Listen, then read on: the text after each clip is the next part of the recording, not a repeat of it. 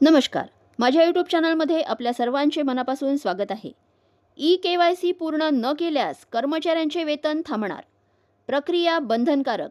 अन्यथा काय होईल जाणून घेऊयात सविस्तर. त्यापूर्वी चॅनलला नवीन असाल तर लाईक करायला विसरू नका, सबस्क्राईब करायला विसरू नका, नवीन अपडेटसाठी बेल आयकॉनला प्रेस करायला विसरू नका आणि माहिती आवडल्यास आपल्या सहकारी मित्रांना शेअर करायला देखील विसरू नका.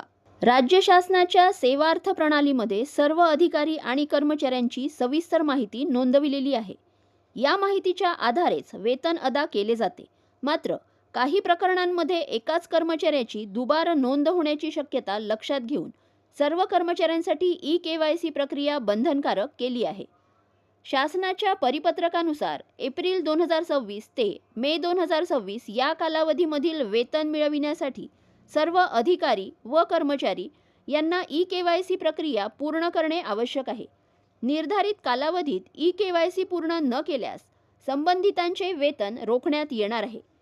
हे परिपत्रक राज्यातील सर्व प्रशासकीय विभाग, जिल्हा परिषद, अनुदानित शाळा, महाविद्यालये, कृषी व पशुसंवर्धन संस्था, आदिवासी आश्रमशाळा तसेच सामाजिक न्याय विभागाच्या संस्थांना लागू असणार आहे.